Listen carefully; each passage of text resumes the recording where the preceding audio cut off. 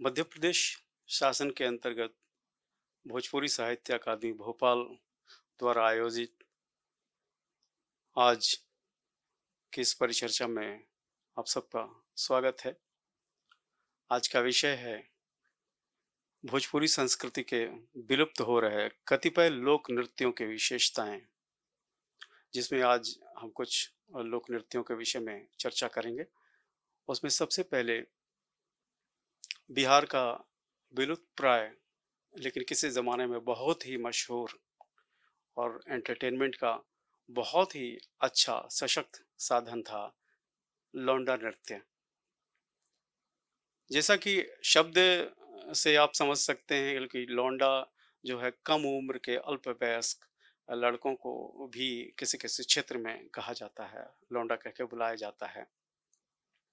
तो ऐसे पुरुष नर्तक जो अल्पवयस्क हों और जिनकी उम्र आप समझ लीजिए कि 14-15 साल का का उम्र रहा होगा, वय रहा होगा उनका। तो ऐसे जो नर्तक हुआ करते थे, उनको लौंडा नर्तक कहा जाता था। लेकिन इसके लिए उनको विशेष रूप से प्रशिक्षित किया जाता था नाच मंडली में। अब सवाल है कि लौंडा नृत्य की शुरुआत कैसे हुई? थोड़ा-सा आपको वैदिक विचारों की ओर ले जाना चाहता हूँ कि आप जानते हैं कि भगवान शिव से बड़ा नर्तक कोई और नहीं, और भगवान शिव का एक रूप अर्धनारीश्वरन का भी है। तो आदि शक्ति, पुरुष की आदि शक्ति नारी की, इसलिए अर्धनारीश्वरन उनको कहा जाता है। वो नर्तक दूसरा एक और उदाहरण दिया जाता है कि योगीराज योगेश्वर भगवान कृष्ण से बड़ा कोई नर्तक नहीं।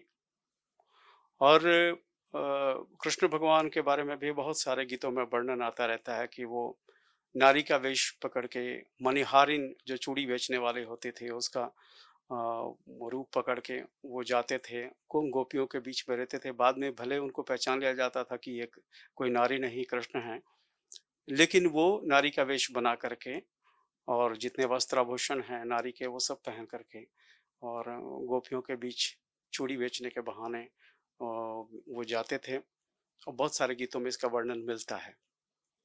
शायद ये लौंडा नृत्य को सहर्ष स्वीकार करने के पीछे एक ये मान्यता ज़रूर रही होगी।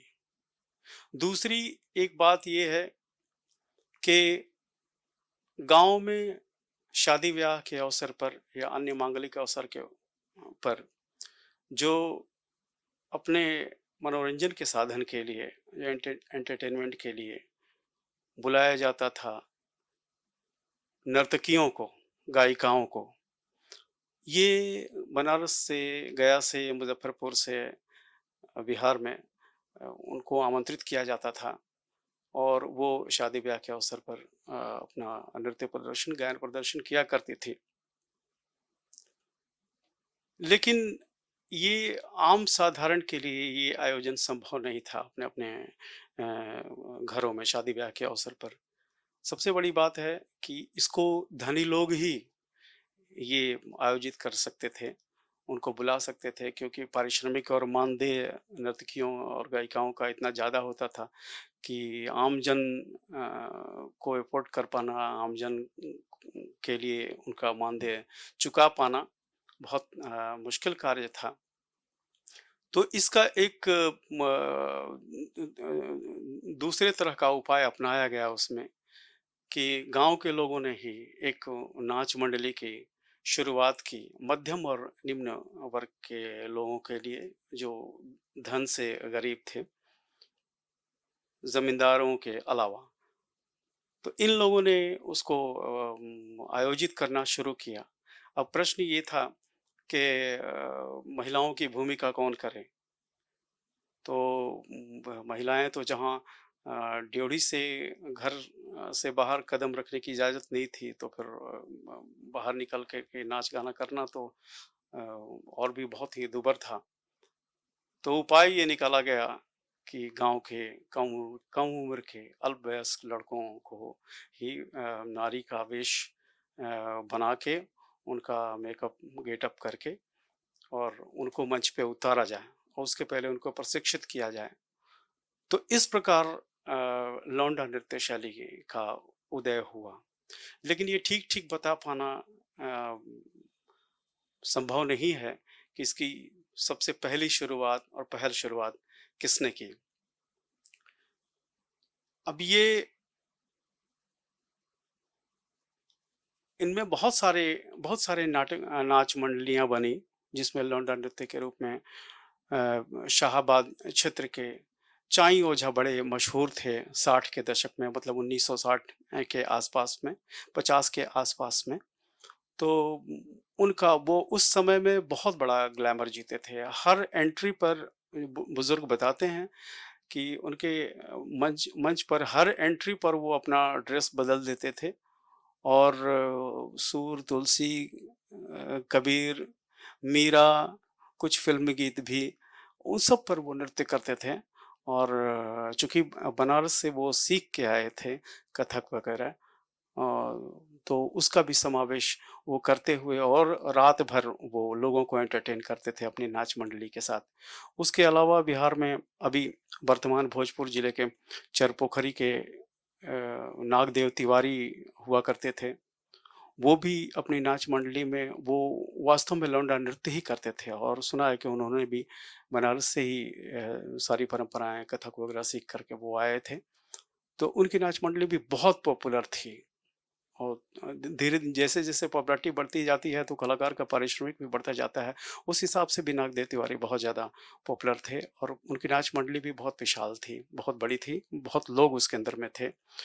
और मंचों पर नृत्य के अलावा नाटक में हरिश्चंद्र नाटक में शैब्या का रोल करना, लैला मजनू नाटक में वो लैला का रोल करना और अपने कार्यक्रमों से, अपने प्रदर्शन से वो मंच लूट लिया करते थे, जिसको कहते हैं वाहवाही चारों तरफ से हुआ करती थी।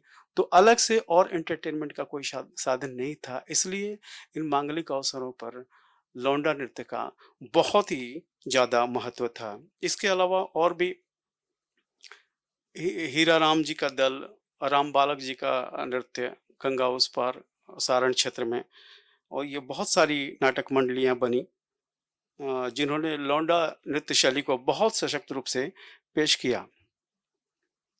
असल में इस आयोजन पर नर्तकियों के अलावा लौंडा नृत्य शैली पर कम खर्च होता था। इसलिए जो नर्तकियाँ और गायिकाएँ आती थी, उनके बिज़नेस को, उनके व्यवसाय को भी लौंडा नृत्य शैली ने बहुत हद तक प्रभावित किया और धीरे-धीरे सबका मनपसंद ये कार्यक्रम होने लगा लौंडा नृत्य शैली वाला, और जो नर्तकियों और गायिकाओं का आना बंद हुआ और लौंडा नृत्य शैली बहुत ही सशक्त हुआ। और ये लौंडा नृत्य शैली में अक्सर बहुधा पूर्वी गायन, झूमर गायन, ये लोग भी ठुमरी-वुमरी गाने का प्रयास करते थे। और जैसे कि मैंने बताया कि नाटकों में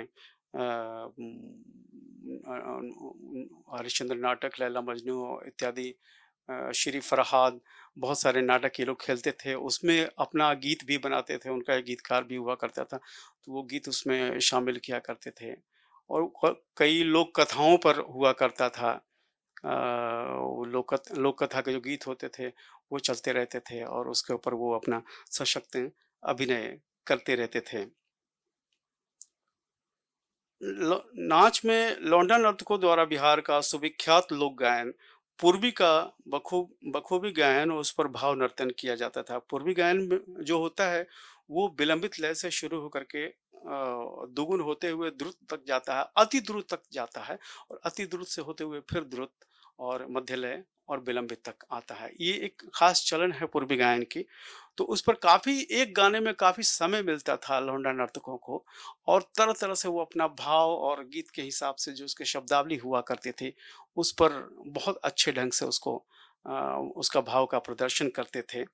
और जो सीधा-सीधा आम ग्रामीण जनता को, जो अनपढ़ या कम पढ़ी-लिखी जनता होती थी, उसके लिए सबसे ज़्यादा एंटरटेनमेंट का साधन था। अच्छा, ये एक और अच्छी बात थी, सबसे बड़ी और सशक्त बात थी कि जहाँ ठुमरी आदि सेमी क्लासिकल उपशास्त्रीय गायन आदि की नर्तकियाँ और गायिकाएँ जिनका प्रयोग करती थी, जो आम आदमी के समझ से बाहर हुआ करता था। ठुमरियों की जो बंदिश हैं, उनका स्वर विस्तार है, शब्द विस्तार है, रागों का चलन है, ये आम आदमी के लिए बहुत मुश्किल काम था। लेकिन जो लौंडा नृत्य शैली के नर्तक थे, वो आम जनता की जो भाषा होती है, उस भाषा के गीत को उन्होंने उठाया और सीधा-सीधा फिर उन्हीं को वापस लौटाया अपने गायन और नर्तन के माध्यम से।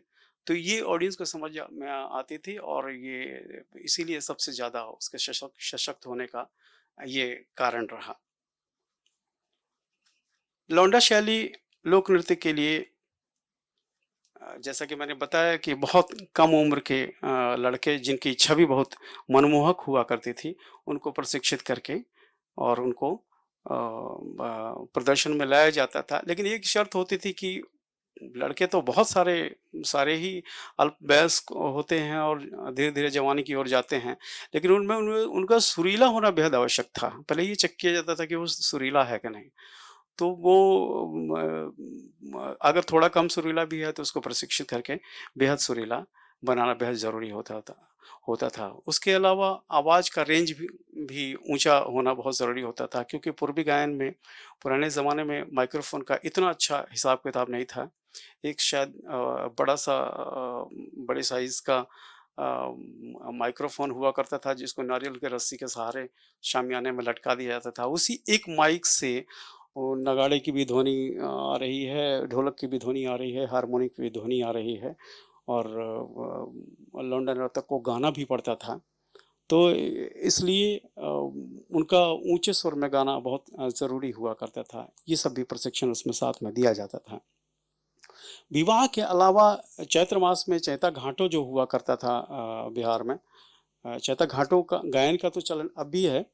अब उसमें भाव बताने के लिए चूँकि जितना चैती गायन का, चैता घाटों गायन का की जो शब्दावली होती है, जितनी श्रृंगारिक होती है, उतना ही उसमें विरह के भी शब्द रहते हैं। विरह का भाव भी रहता है। तो वो अलग-अलग ढंग से लौंडे जो नर्तक थे, वो उसमें चैता घाटों गायन में शामिल होते थे और नारी वस्त्राभूषण वगैरह सब पहन के और उसी तरह का भाव प्रदर्शन अपना करते थे। जैसे वो एक तरह से वो नारी का को रिप्रेज़ेंट करते थे उसके अंदर में चैता में। विरहिणी की जो भाव है, वो उसमें प्रयोग करते थे और उसमें वो सारा भाव और सारी कलात्मकता वो इस्तेमाल करते थे।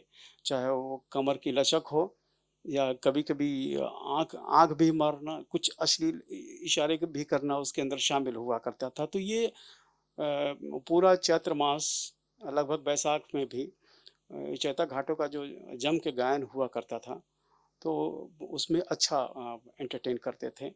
लोगों लोगों के मनोरंजन का बहुत बड़ा साधन हुआ करता था। इनके नर्तक में आंगिक और वाचिक अभिनय भी स्पष्ट रूप से वर्तमान रहता था। आंगिक अभिनय में गर्दन हिलाना, आँखें मारना, भौहें ऊपर-नीचे करना, हाथ को ऊपर उठाकर वृत्ताकार रूप में घुमाना तथा कमर पर एक हाथ रखकर उस पर तेज झटकों में ढोलक और झाल जैसे लोक वाद्य यंत्रों के घात-प्रतिघात के अनुरूप बल भरना शामिल है। द्रुत गति में विभिन्न तिहाइयों के साथ 1 फीट या 2 फीट ऊंचाई पर उछलकर सम पर आना लौंडा नृत्य शैली की एक खास पहचान रही है।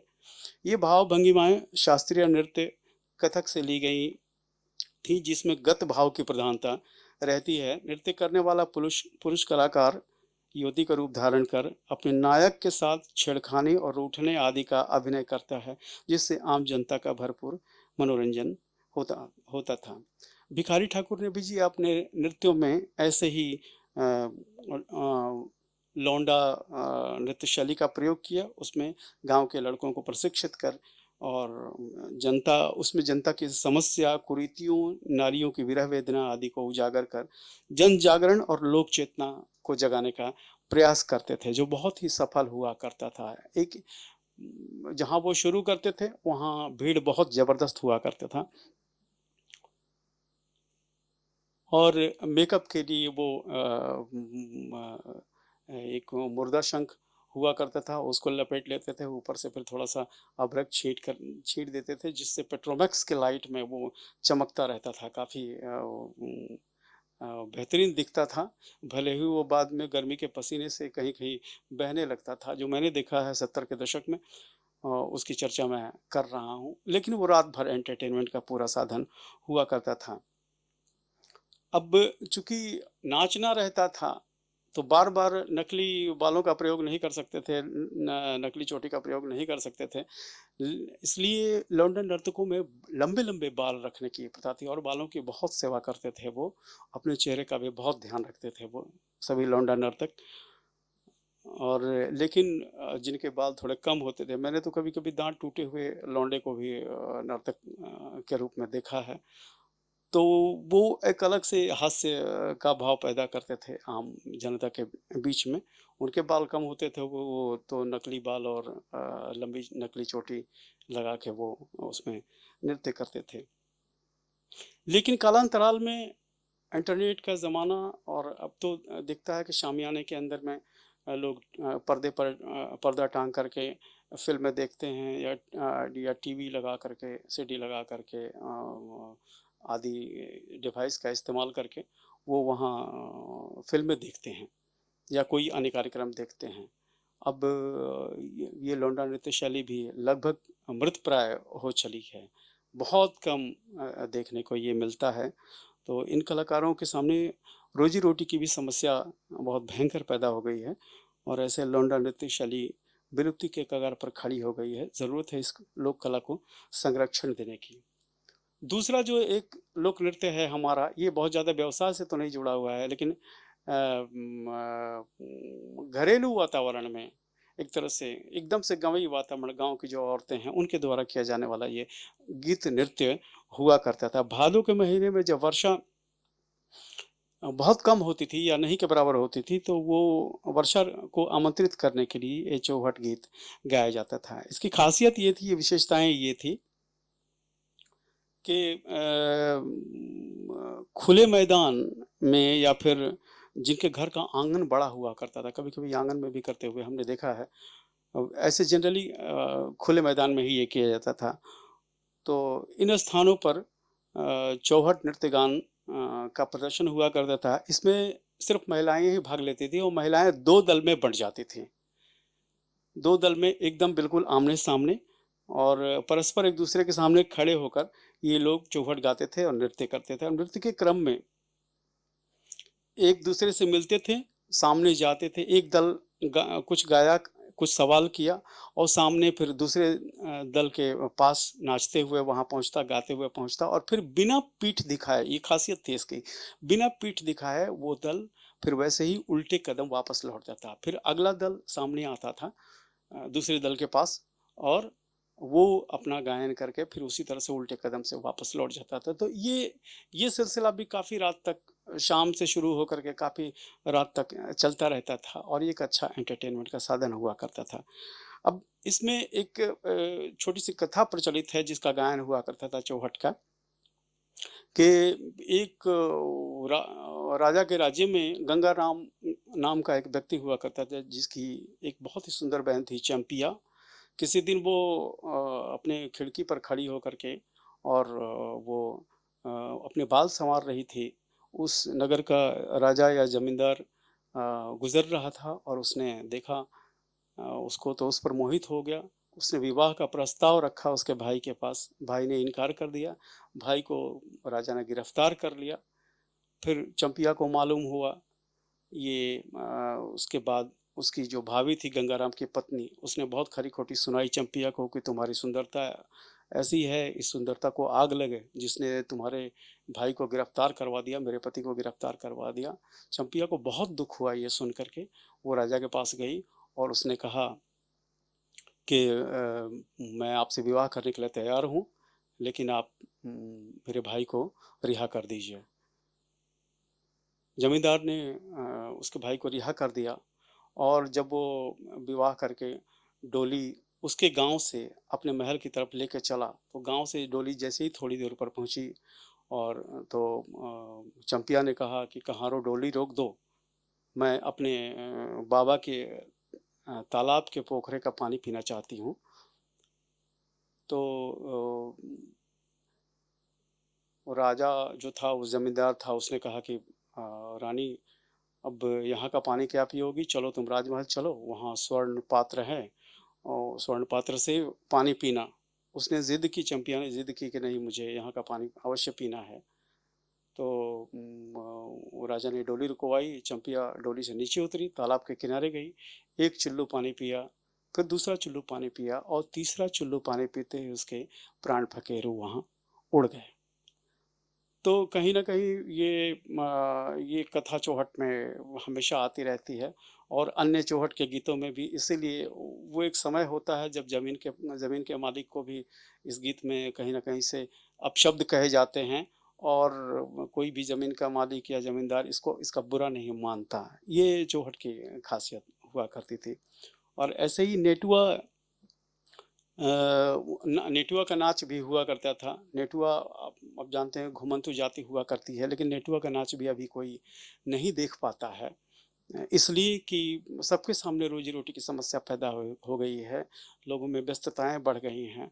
वो नेटुआ भी शादी ब्याह में नाचा करते थे। कई मांगलिक अवसरों पर उनको भी नचाया जाता था। कुछ लौंडा नृत्य की तरह ही हुआ करता था, लेकिन लौंडा जो नर्तक हुआ करते थे उनका गांव में कहीं न कहीं घर हुआ करता था, किसी न किसी इलाके में, किसी क्षेत्र में। लेकिन नेटुआ जो जाति हुआ करती थी वो घुमंतु जाति हुआ करती थी। कहीं एक जगह वो नहीं टिकते थे। उसी ज़िले में कभी किसी और स्थान पे, कभी किसी और स्थान पर रहकर नृत्य करते थे। वो नेटुआ नृत्य भी नहीं आजकल देखने को मिलता है, वो विलुप्त प्राय है। तो समय की चूँकि सीमा है और इसमें आप सबके मन में, ऑडियंस में किसी के मन में कोई प्रश्न हो तो आप सवाल कर सकते हैं। जी सर, मेरा एक क्वेश्चन था कि आपने मर्याद का जिक्र किया था शादी विवाह में, तो उसमें लौंडा नाच का क्या भूमिका रहती थी उसमें? थोड़ा उसके बारे में बताइए। ये तो बहुत अच्छा प्रश्न है। मर्याद शब्द जो है वो मर्यादा से जुड़ा हुआ है। आपने सुना होगा कि रामायण में भी राजा जनक जी चारों भाइयों का विवाह होने के बाद भी अयोध्या वापस लौटने नहीं दे रहे थे। इसके पीछे 2-3 कारण हो सकते हैं। कि एक तो बेटी का जो मोह था, बेटी का प्रेम था, वो जब बेटी ससुराल को जाती है, किसी भी पिता के लिए, माता के लिए बहुत ही कष्टदायी होता है दूसरे के घर भेजना। तो उनकी इच्छा रहती थी कि कुछ ज़्यादा दिन तक रह जाएँ। ऐसे भी मिथिलांचल में दामाद को कई महीनों तक रहने की भी परंपरा रही है। अब तो थोड़ा कम हो गया है। पिछले समय में बहुत पुराने समय में बहुत ज़्यादा दिनों तक दामाद को लोग घर में रखते थे। लेकिन सिर्फ़ दामाद को, पूरी बारात को नहीं। मर्जाद में क्या होता था कि ये जो विवाह के रात में जो भोजन कराया जाता था, वो एक पक्का भोजन हुआ करता था। पक्का भोजन क्या है कि वो पूड़ी है और सब्ज़ी है और उसके साथ जितने भी मिष्ठान हो सकते हैं वो सब, ये पक्का भोजन कहलाता था। कच्चा भोजन, चावल, दाल, सब्ज़ी इत्यादि, जिनके यहाँ मांसाहार का प्रयोग होता था, वो लोग मांसाहार भी करते थे। लेकिन ये रात्रि में नहीं होता था। जो जो बेटियाँ होते थे, बेटी के पिता, उनकी ये इच्छा होती थी कि बारात को मैं 1 दिन और रोक लूँ, तो दिन में जो बारात रुक जाती थी और दिन में जो भोजन करवाया जाता था उनको, कच्ची का, सब्जी, चावल, दाल का इत्यादि का, तो उसको मर्जाद कहते थे। और ये मर्जाद में लॉन्डो की बहुत बड़ी भूमिका रहा करती थी। दिन में जो कार्यक्रम हुआ करता था, रात में तो फुल एंटरटेनमेंट चलता रहता था सबका, जितने तरह के श्रृंगारिक भाव हो सकते थे और इस तरह की बातें हुआ करती थी नाच में और गीत में भी। तो भरपूर मनोरंजन हुआ करता था रात भर उनका। दिन में दूल्हे को लौंडा नर्तकों द्वारा ही गा करके निर्गुण गाने की परंपरा थी। उनको सिखाया जाता था कि जो जीवन आप शुरुआत करने जा रहे हैं उनके लिए हमारा आशीर्वाद है, लेकिन वास्तव में जीवन में क्या होना चाहिए, आपके क्या कर्तव्य हैं, उनका आप पालन करें जीवन भर और आपका जीवन सुखी रूप से बीते। तो ये मर्जाद का ये थे एक तरह का शक्ति प्रदर्शन ही ये था ये कि हमारे पास धन संपत्ति ज़्यादा है, हम चाहें तो बारात को 2-3 दिन तक रोक सकते हैं अपने यहाँ। ये एक तरह से शक्ति प्रदर्शन ही हुआ करता था। और किसी के मन में कोई प्रश्न हो तो आप पूछ सकते हैं। जी, मेरा नाम रिंकी पांडे है और मैं लोकगीत अभी सीख रही हूँ। आपने बहुत ही चौहट के बारे में दुर्लभ और विलुप्त होती बातें जो बताई, उसके लिए मैं आपको बहुत-बहुत धन्यवाद देती हूँ। और मेरी एक इच्छा है कि अगर एक चौहट गीत सुनाते तो बहुत अच्छा होता। अच्छा, चौहट गीत भी सुनने को नहीं मिलते हैं। जी। बहुत-बहुत धन्यवाद। बैठ जाएँ आप। एक चौहट गीत समय की सीमा है। चौहट गीत मैं थोड़ा-सा गुनगुना दे देना चाहता हूँ आपको। उसमें प्रश्न इसमें भी है, प्रश्न और उत्तर दोनों ही शामिल हैं इसमें। तो भगवान कृष्ण के ऊपर में है ये। कि कहवा से उठेला कारी रे बदरिया, कारी रे बदरिया सुन सावरो, कहवा बरसी गईले कहवा बरसी गईले गोखुला से उठेला कारी रे बदरिया, कारी रे बदरिया सुन सावरो, मथुरा बरसी गईले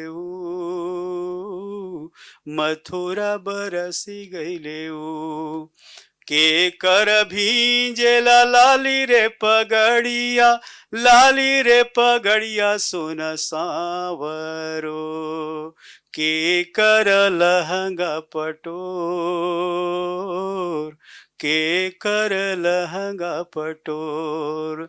जवाब में दूसरा दल गाते हुए पहले दल के पास जाता है और क्या जवाब देता है कि कान्हा के भींजेला लाली रे पगड़िया, लाली रे पगड़िया सुन सावरो, राधा के लहंगा पटोर, राधा के लहंगा पटोर। ये चौहट के बहुत लंबे लंबे गीत हैं। और कोई प्रश्न किसी के पास हो, किसी के मन में जग रहा हो तो आप पूछ सकते हैं। जी सर, मैं वीरेंद्र कुमार। हमारा एक प्रश्न था, लौंडा नृत्य शैली में मुर्दा शंख का जो जिक्र किया है वो क्या होता है सर? मुर्दा शंख पुराने से बहुत प्राचीन समय में मेकअप के लिए यूज किया जाता था।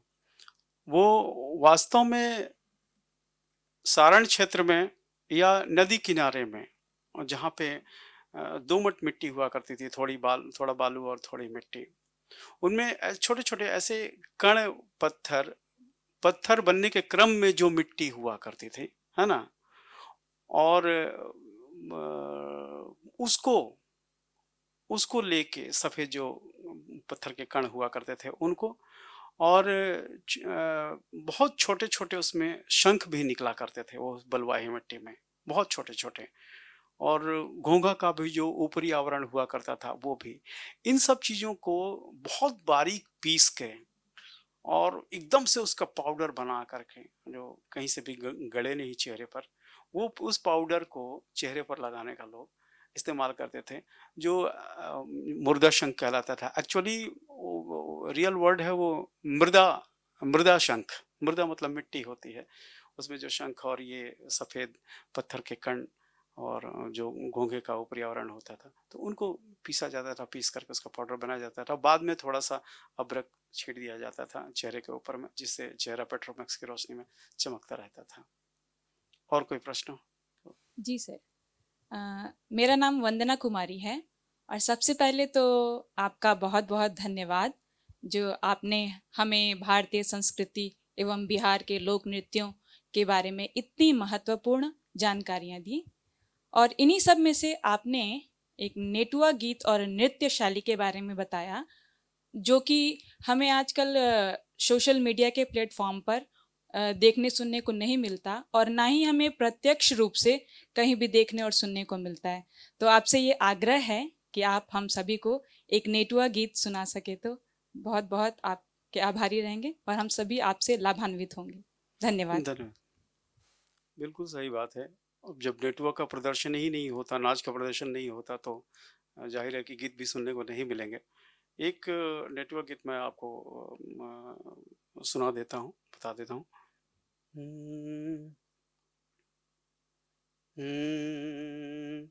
कि पिया कैले पूर्व के पेयानवा रे साजनवा,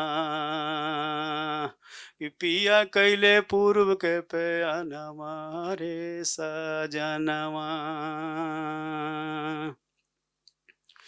गवन कर के प्रभु जी कैले कहवा रे साजनवा, पिया कैले पूर्व के पेयानवा रे साजनवा, कि घरी घरी छने छने तरसता मनवा रे साजनवा, कि घरी घरी छने छने तरसता मनवा रे साजनवा, ना जानी जे कवन करनवा रे साजनवा, ना जानी जे कवन करनवा रे साजनवा। ये था नेटवर्क गीत। और इसी के साथ ही चूंकि समय की सीमा है, तो आज की ये परिचर्चा हम समाप्त करते हैं। मैं बहुत बहुत आभारी हूँ भोजपुरी साहित्य अकादमी भोपाल का, जिन्होंने मुझे ये अवसर प्रदान किया। जो कुछ भी थोड़ी सी मुझे जानकारी थी लोक नृत्यों के विषय में, वो मैंने रखने का प्रयास किया। और आप सभी सुधी दर्शकों का मैं बहुत बहुत धन्यवाद करता हूँ, जिन्होंने अपने बहुमूल्य समय इसमें दिया। आप सबका बहुत बहुत धन्यवाद। जी नमस्कार, मैं कुमार उदय सिंह। बिहार के लौंडा नृत्य, बिहार के लौंडा नाच बहुत साल पहले से होते आ रहा है और ये बिहार में प्रचलित है, खास करके भोजपुर जिला में। तो आपको ले चलते हैं लौंडा नृत्य की तरफ, जो कि मैं आज से नहीं 25-30 साल से कर रहा हूँ और ये धीरे धीरे लुप्त होते जा रहा है। मैं चाहता हूँ कि इस नृत्य को देश विदेश में पहचान मिले, क्योंकि बिहार का ये पहला नृत्य है जो कि पूरे बिहार में किया जाता था। लेकिन आजकल मॉडर्न ज़माना में ये नृत्य भूलते जा रहे हैं लोग। तो मैं चाहूँगा कि इस लौंडा नृत्य को पूरे बिहार में ही नहीं बल्कि देश विदेश में जाना जाए। तो मैं आपको ले चलता हूँ अपने लौंडा नृत्य की तरफ और देखें बिहार का लौंडा नृत्य कैसे होता है। नमस्कार।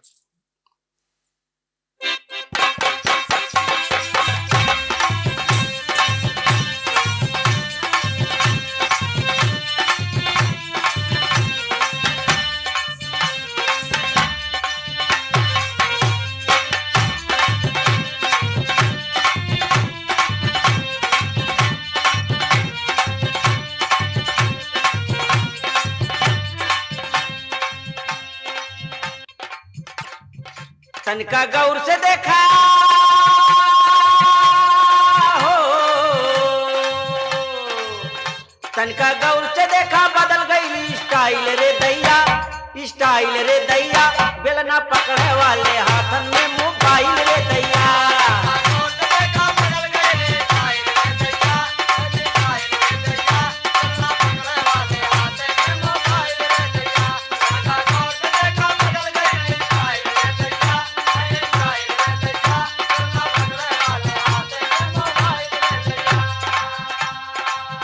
तनका गौर से देखा बदल गई स्टाइल रे दैया, स्टाइल रे दैया, बेलना पकड़े वाले हाथन में मोबाइल रे दैया।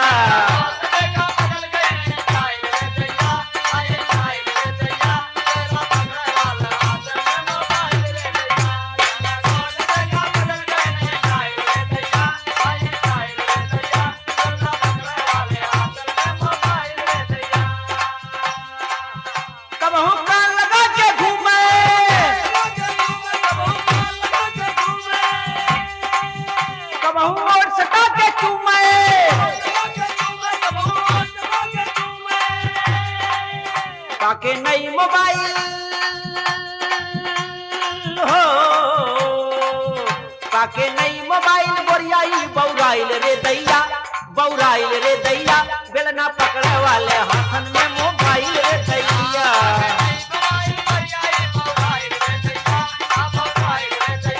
बेलना पकड़े वाले हाथन में मोबाइल रे दैया।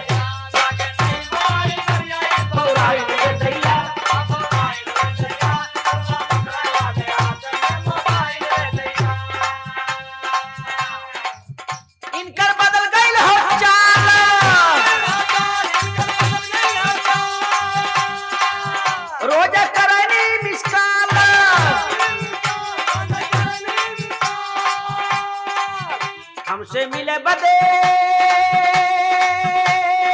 हाय हमसे मिले बदे एकदम से पगलाइल रे दैया पगलाइल रे दैया बेलना पकड़े वाले हाथन में मोबाइल रे दैया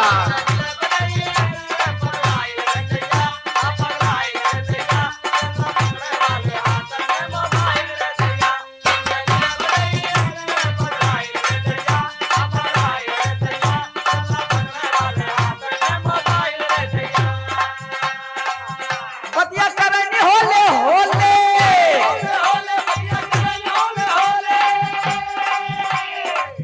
तो सुन के हमरो मनवा टोले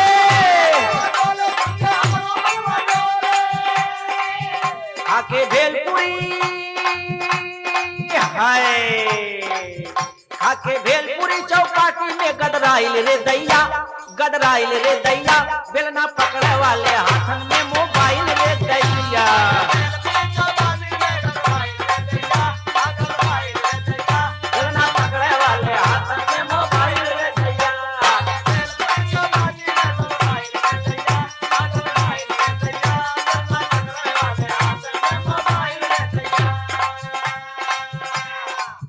पहले प्यार का बात बढ़ावली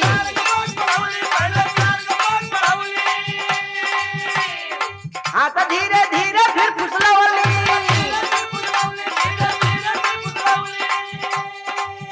रतिया हमें बोला के आई हो दादा रतिया हमें बोला के घर वही में पकड़ाइल रे दैया बेलना पकड़े वाले हाथन में मोबाइल रे दैया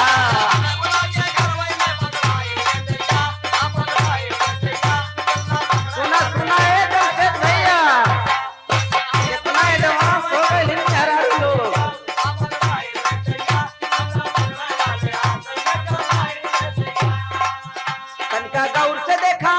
तनका गौर से देखा बदल गई स्टाइल रे दैया हाँ स्टाइल रे दैया बेलना पकड़े वाले हाथन में मोबाइल रे दैया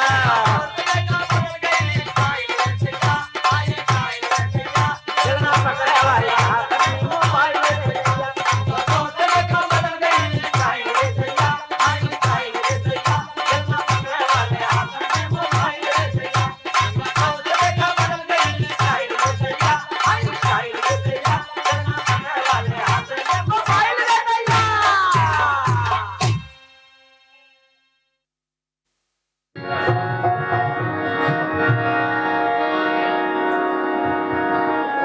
किया मामा मोजारी गई अरे बोले कोई लारिया कि बहेला रे पूर्वी बया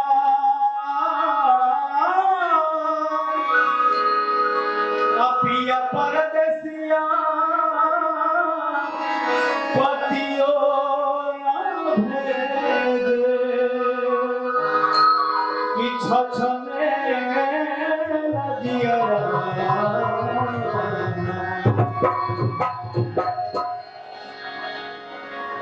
तो लिखतानी पापी दुख में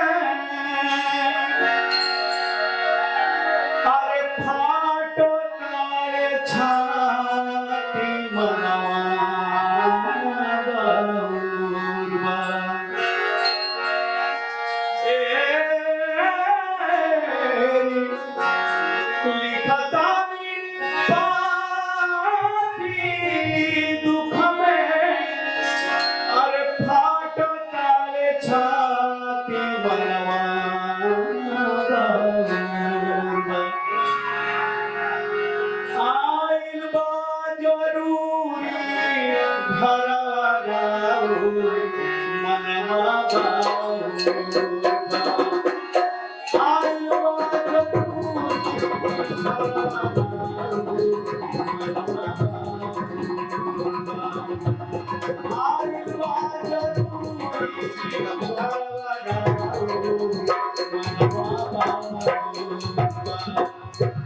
I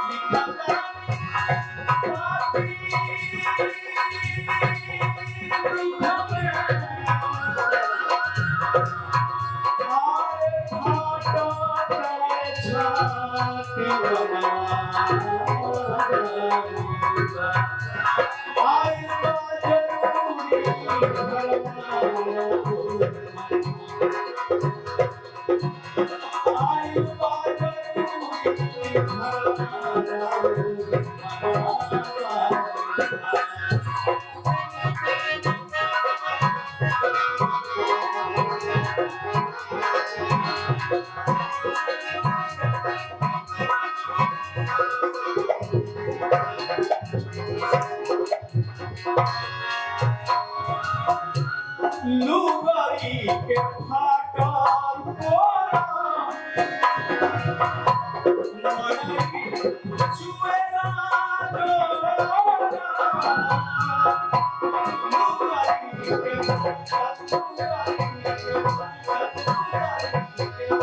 फाटा कोरा मनाई चुएरा घरों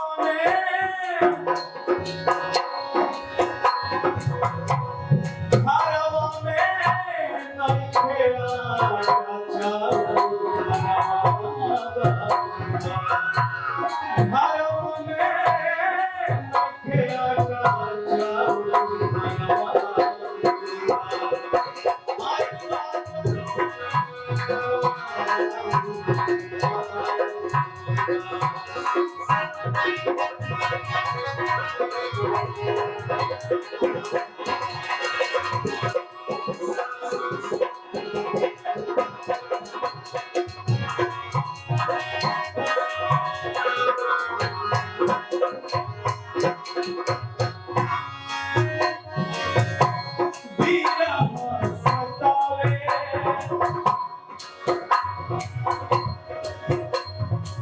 भैया थोड़ा पाया काम करो, पाया थोड़ा कम करो। विरह सतावे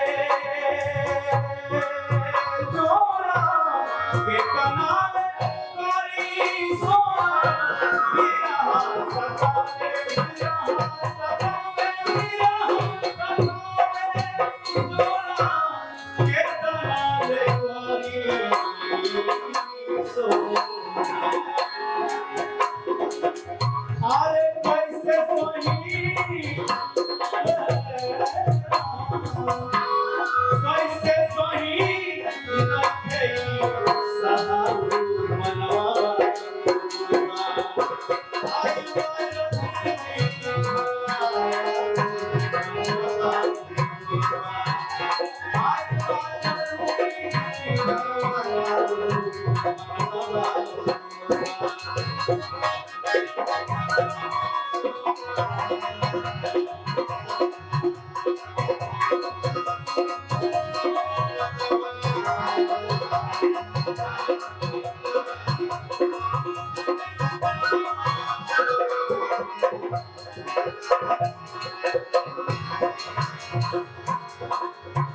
मनोरी दूर करने के लिए थोड़ी मुस्कुराहट है। ये हफ्ता है यार हो जीता वो सारा छाता तारे हो सारा छाता बिजवा को हेला का था बिजवा को हेला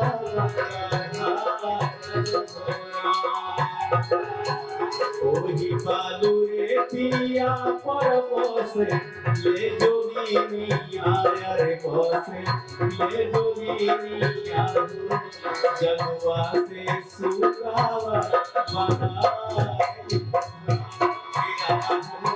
जगवा से सुगावा बना सैया मोर गईले हो रामा पुरु जीवनी दिया। और ये समर्पित है आदरणीय मौर्य सत्संग खान साहब को। सैया मोर गईले हो रामा सूरी नाम दे सावा हो हमारा पर सोवा करिया हमारा पर सोवा करिया भाई के जहरवा स्वामी हो मरी जोई को रे मरी जोई को सब के मुहावा हमरा दे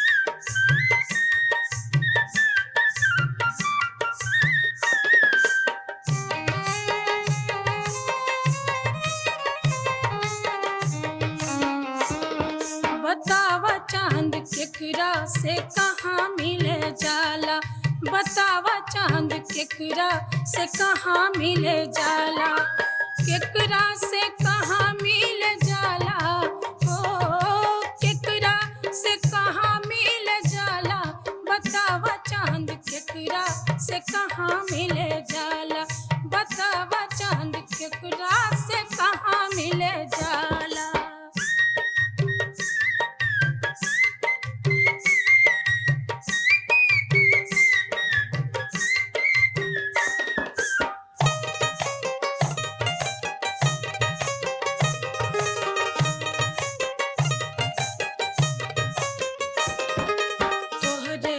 से भैले जोरिया, तोहरे सूरतिया से भैले जोरिया, लहर लहर के बहे पूरवैया, लहर लहर के बहे पूरवैया, गरज गरज के चमके बिजुरिया, गरज गरज के चमके बिजुरिया, तब न तू अलसाला, हो तब न तू अलसाला, बतावा चांद केकरा से कहाँ मिले जाला, बतावा चांद केकरा से कहाँ मिले जाला, केकरा से कहाँ मिले जाला, ओ केकरा से कहाँ मिले जाला, बतावा चांद केकरा से कहाँ मिले जाला,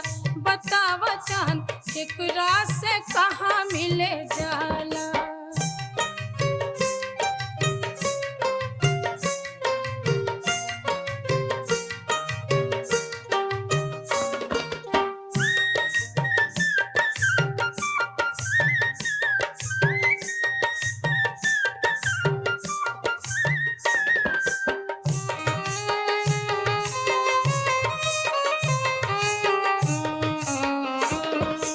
एगो तनी चांद सुना बतिया, एगो तनी चांद सुना बतिया, हमरो के अपन बनाला संगतिया, हमरो के अपन बनाला संगतिया, के जे सुघरवा तोहरा से अधिका, के जे सुघरवा तोहरा से अधिका, जेकरा खातिर अकुलाला, हो जेकरा खातिर अकुलाला, बतावा चांद केकरा से कहाँ मिले जाला, बतावा चांद केकरा से कहाँ मिले जाला, केकरा से कहाँ मिले जाला, हो केकरा से कहाँ मिले जाला, बतावा चांद केकरा से कहाँ मिले जाला, बतावा चांद केकरा से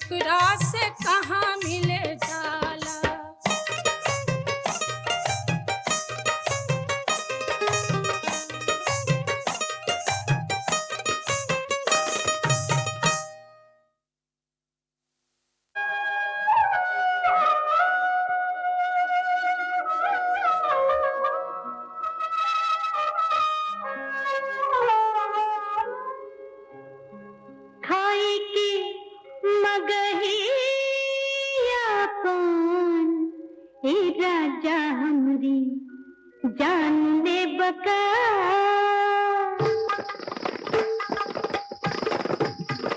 खाई के मगहिया पान हे राजा हमरी जान ले बका है खाई के मगहिया पान हे राजा हमरी जान ले बका तू हमरी जान ले बका तू हमरी जान ले बका मार के नजरिया के बान हे राजा हमरी जान ले बका खाई के मगहिया पान हे राजा हमरी जान ले बका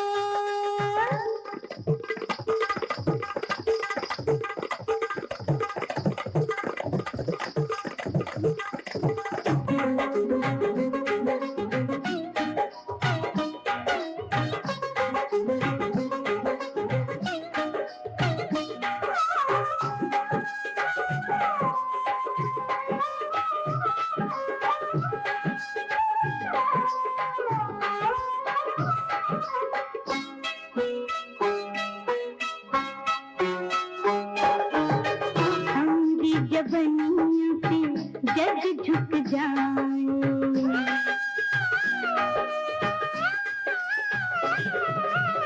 हमरी जबनियों पे जग झुक जाए हाय खाड़ बहराए तोहरी जबनियों का मोहे तरसाए रोआ गनगनाए एक के दबीरे मुस्कान ए राजा हमरी जान ले बका खाई के मगहिया पान ए राजा हमरी जान ले बका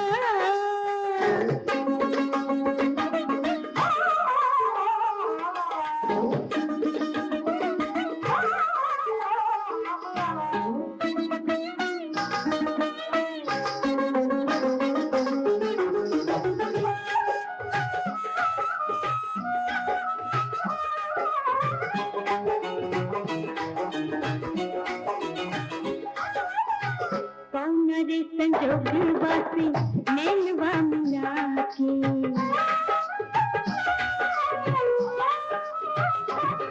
रे संजोगवा से नैनवा मिला के रखला मनवा खिला के दिल में बना दिला अपना बना के लाखों सपना जगा हमरा पे हो गए मेहरबान ए राजा हमरी जान दे बका हाय माटी नजरिया के बान ए राजा हमरी जान दे बका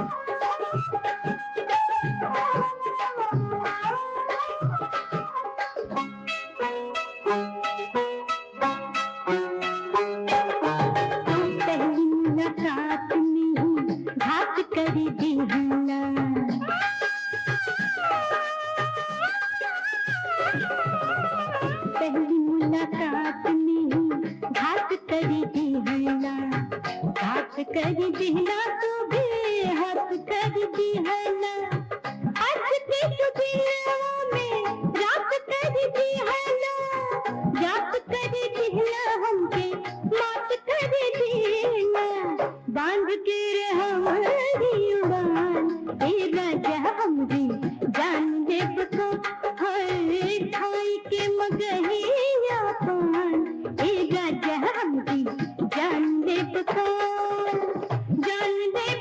तू हमरी जान दे बका